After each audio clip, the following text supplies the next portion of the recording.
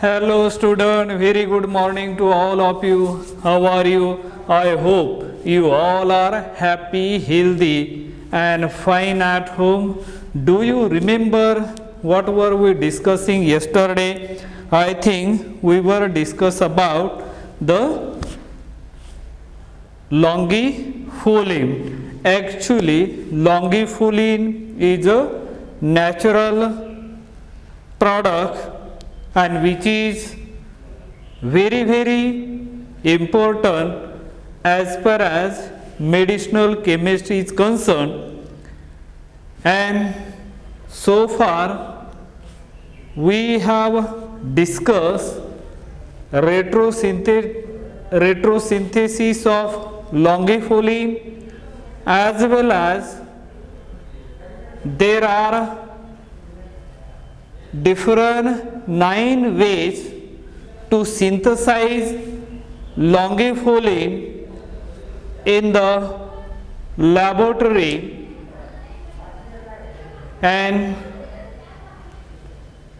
so far I think we have discussed 2 ways, path number way or way 1 and way 2 we have discussed so far. So today we are going to discuss the remaining ways of synthesizing longifloem in the laboratory, and what are the key intermediate or what are the starting material used for synthesis of longifloem. And at the beginning I already told you that in the introductory part, longifloem is a tricyclic compound. There are 4 stereogenic center present, and by maintaining the stereochemistry we are going to discuss the synthesis of longifloem, as well as what are the starting material used for the synthesis of longifloem. The main aim of these synthesis to make the carbon-carbon bond formation, and this is one of the main application we are going to learn from this synthesis, how stereochemistry plays an important role in synthesis of longifloem, how this compound is optically active in nature. So this type of the thing we are discussing step by step longifloem. If you remember the structure of the longifloem, once again I am showing here this one. This is a structure, here methyl group, here also has a methyl group, and there. So this is our target molecule, and as we know that target molecule means what, whose synthesis being planned is called as a target molecule, and as we know that it is a hydrocarbon. Hydrocarbon means what, if you observe this structure you will see it involve only carbon and hydrogen, therefore it is termed as a hydrocarbon. and only one functional group which is present, that is a olefin carbon-carbon double bond is there. And the numbering, how many total number of carbon atom present in the longifulin, that also we know that numbering system starting from this bridge head 1, 2, 3, 4, 5, 6, 7, then 8, 9, 10, 11, then this will be 12, 13, 14, and the last one 15 is a olefinic. So this is the actual numbering system for this olefin. In our previous lecture we have discussed the scheme number, means the second way, which is the scheme number 13.25. so that scheme we have described in our previous lecture, and where we have taken as a starting material is the starting material is which starting material we have taken? The starting material we have taken is, one is alpha beta unsaturated compound and the Micheler-Wieland ketone.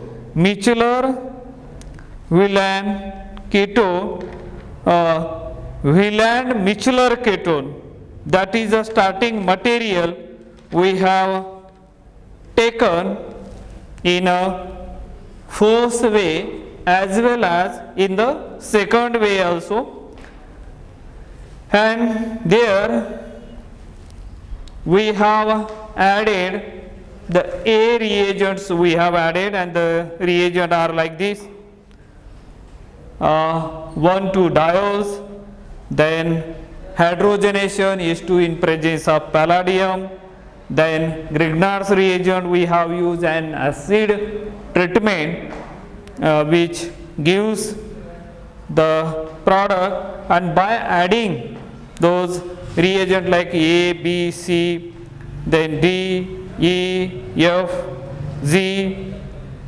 and after that we finally treated with that suitable H, then we got as a longifulin, that is a sequence. That synthesis we already discussed in our previous, and today the remaining part we are discussing the key bond closure. And as we know that one of the aim or the objective of this synthesis to make the carbon-carbon bond formation, the key bond closure was performed as a bicyclo 440 decane ring system, and an enolate was used to open an epoxide ring. In step B2, the ring junction must be cis to permit the intramolecular epoxide ring opening. The required cis ring fusion was established during the catalytic hydrogenation in step A. So in that, what we are, this is the structure of longifulin we are discussing, but here the intermediate. Now let's see here, this is a 6-membered ring and one more 6-membered ring. Here the enolate O minus. Now this is the cis junction where the methyl group is present. This is a cis junction, means both the substituents are above, means on one side, and therefore this junction decalin system. This is a cis junction is shown over there suitably, and now in the second over here, that is again epoxide, 3-membered ring, that which is known as a epoxide, where here this is a methyl group which is shown over here, and this is a carbon number 10 and this is a carbon number 7, which we already seen in the longifulin carbon number 7 and the carbon number, what we can call it as a, these numbering you can remember from the longifulin. Now when this enolate, how that epoxide get open, let's see. This negative charge forming as a double bond over there, and this double bond is going to attack on that corner. There is a opening of epoxide and there is a formation of tricyclic ring, and which by rearranging we will get this type of the structure which we already seen here. This epoxide means that hydroxy groups comes on above side here OH. Here is a methyl group which is shown over here, this part. Now the ketone which is remains over here, and this methyl group at this junction it remains over here. So this is the key intermediate got, this is a what we can call it a 7 number. So numbering as we know that 1, 2, 3, 4, 5, 6, 7, 8, 9, this is 10 which is joined over here and adjacent that carbonyl, and this is a junction.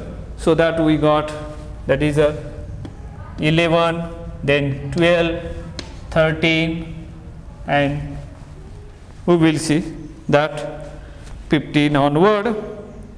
But the key bond closure was performed on a bicyclo. This is a bicyclo. Generally when we got this one, we can call it as a this is a bicyclo. This is a bicyclo. Bicyclo. 2 rings are there. Bicyclo. The name of this compound is a bicyclo 440 Deccan ring. This is a Deccan ring. Deccan ring, this one. By 4 means what? This is a junction. And now look at here. 0 means 0, 1, 2, 3 and 4, 1, 2, 3 and 4 and 4, and 0 means there is 0 junction. That bicyclo compound is generally represented like this.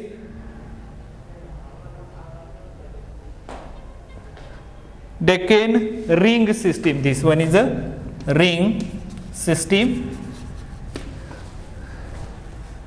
An enolate was used to open an epoxide ring. To open this epoxide ring in step B2. Okay. B2 just now we have seen over here. Peracid is used over there and the aceto.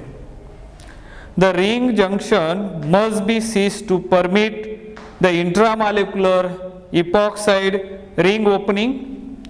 The required cis ring fusion was established during the catalytic hydrogenation in step A.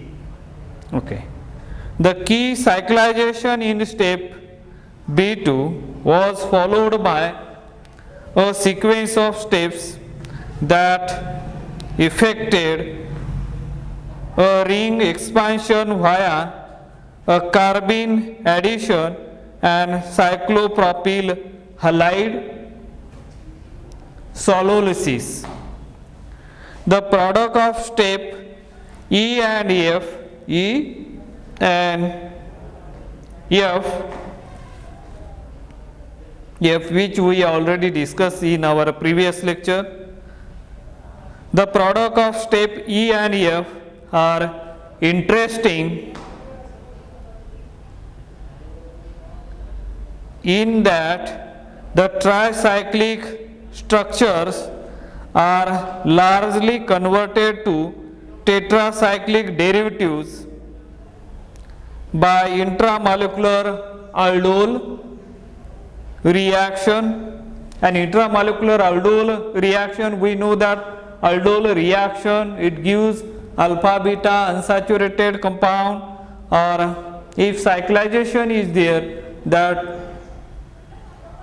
reaction generally termed as Robinson annulation. So that type of the products are formed over here.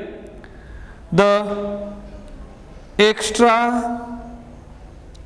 extraneous bond was broken in step G. First, a diol was formed by sodium borohydride reduction, and this was converted via the lithium alkoxide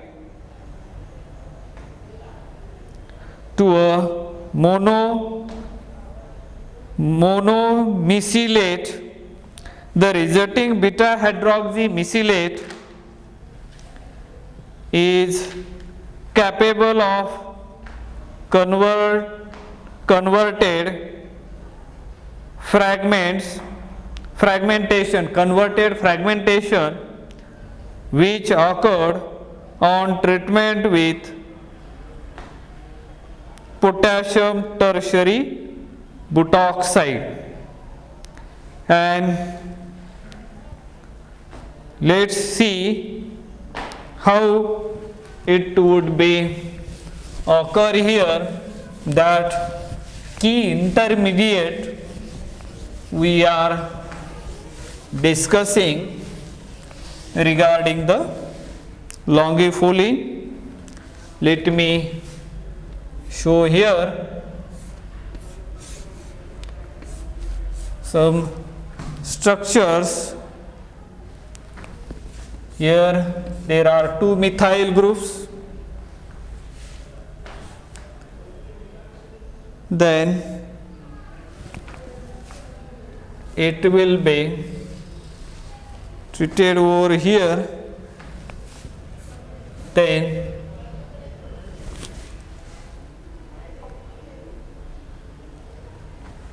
let us see here this, and there is a OH.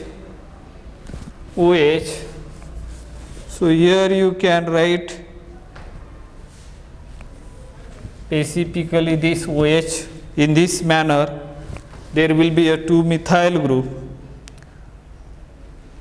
O3SCH3. Here is the O3SCH3. This is the group present over here, and after here you can show as a methyl group, one of the key intermediate. After doing this, what is going to happen? This double bond shifted over here, and this bond broken, that shifted over there. This bond is cleaved, so that you will be getting this type of the product. Finally, here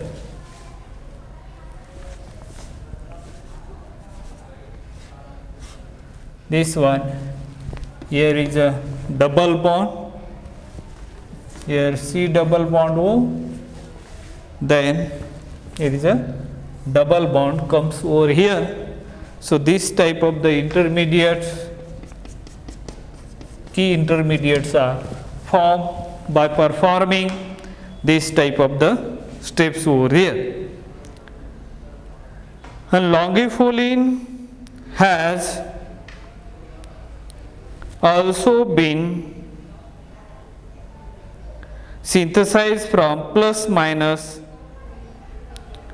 Wieland-Michler ketone by a series of reactions that feature an intramolecular enolate, alkylation and ring expansion as shown in scheme 13.26, and which is the scheme which that is represented over here. Now let us see the third way of synthesizing longifulin. So far we have seen the discussion regarding as a, now is a third way of synthesizing as a longifulin, that we are scheme 13.26 longifulin synthesis scheme. It is a scheme 13.26 longifulin synthesis,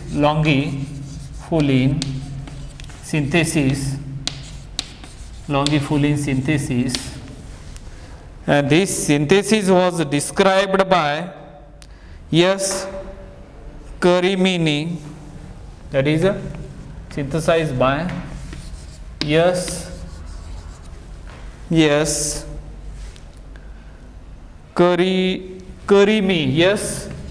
Karimi and P. Tavares. These are the two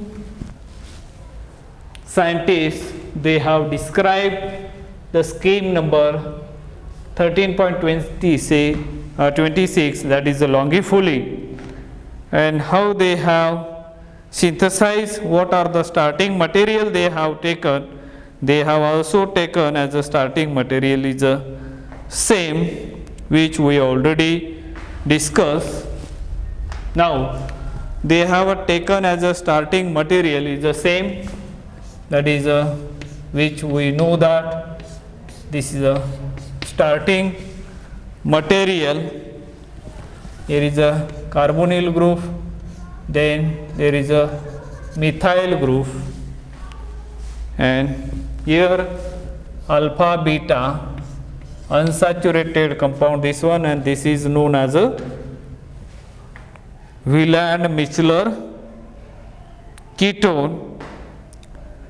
And when this Wieland-Michler ketone further treated with air is a reagent, what are the reagent we are going to use?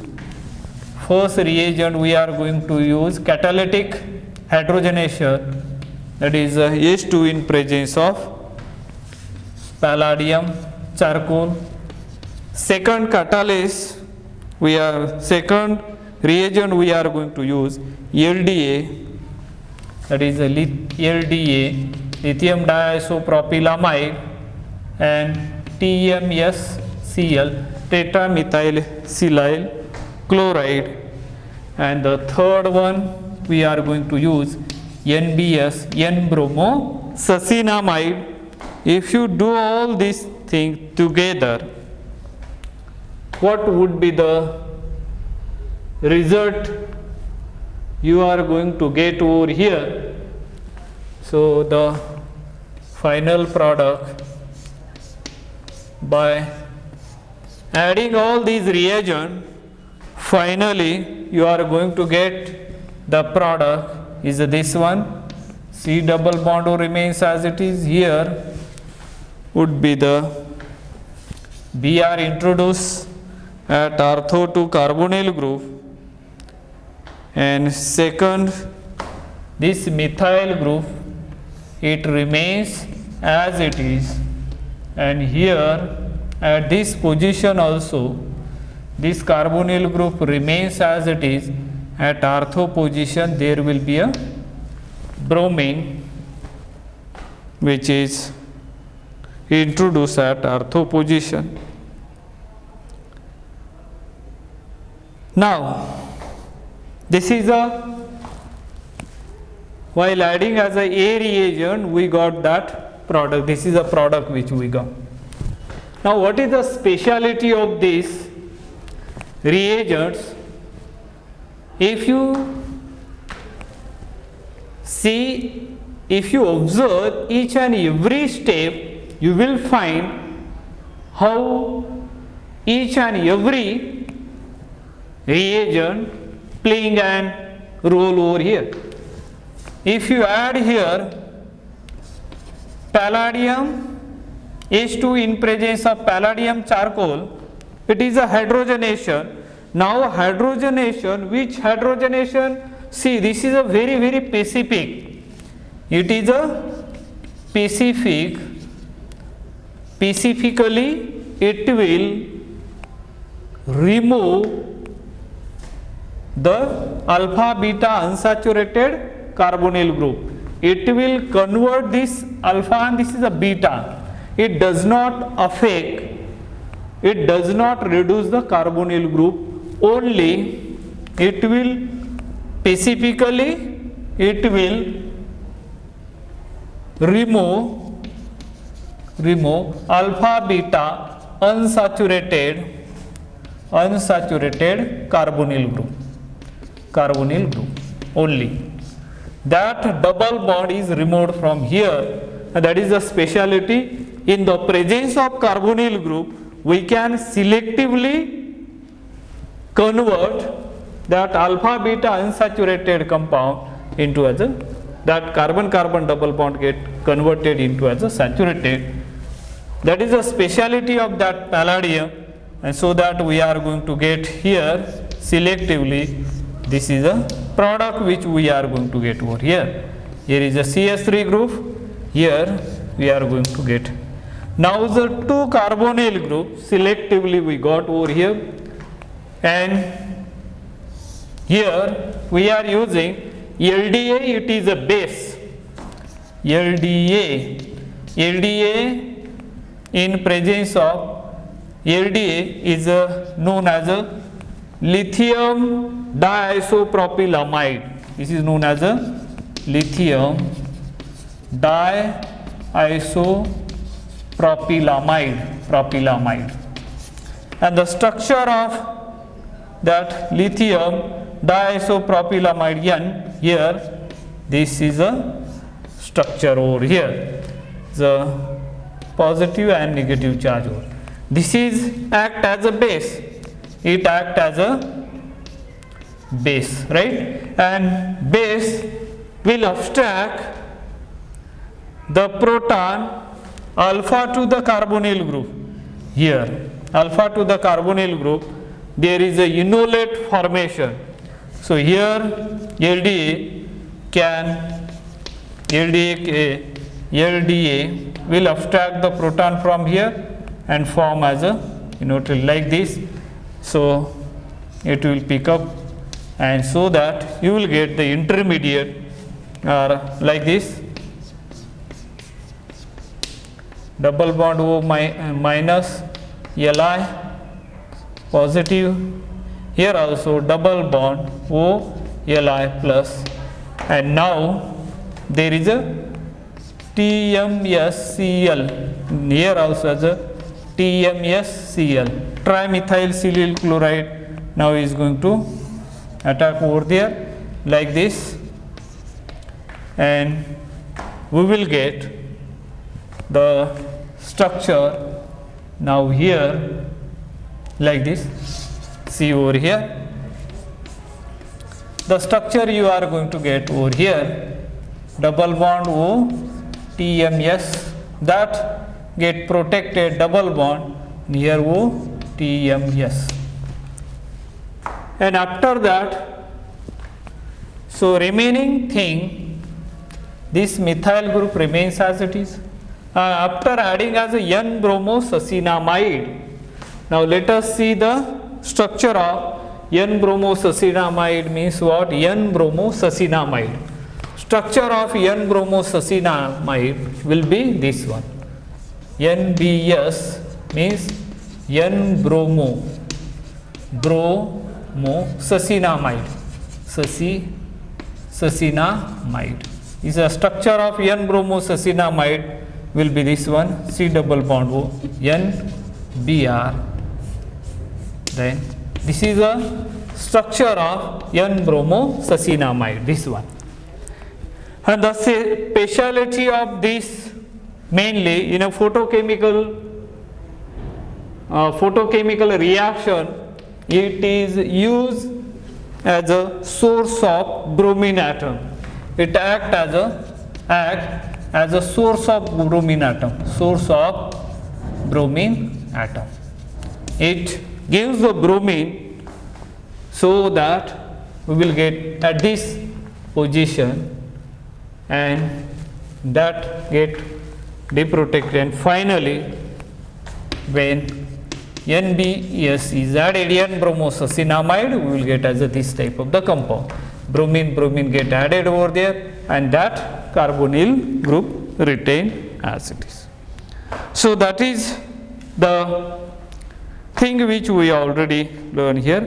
Lithium diisopropylamide, commonly abbreviated LDA, is a commercial compound with molecular formula. The molecular formula will be like this. It is that molecular formula is CH3 twice CH twice NLi. The molecular formula will be CH3 twice CH, then bracket NLi. This is the molecular formula shortly known for this, and which we can written over here also. This is diisopropyl diamide. That is a lithium diisopropylamide, and it is used as a strong base and has been widely utilized due to its good solubility in non-polar organic solvent and non-nucleophilic nature. Because most of the organic compounds are insoluble in many solvent, and therefore, and this is a very good solvent which can be soluble in a non-polar organic solvent. And next one which we have used as a H2 in presence of palladium charcoal, as palladium charcoal and the hydrogen will reduce alkynes all the way to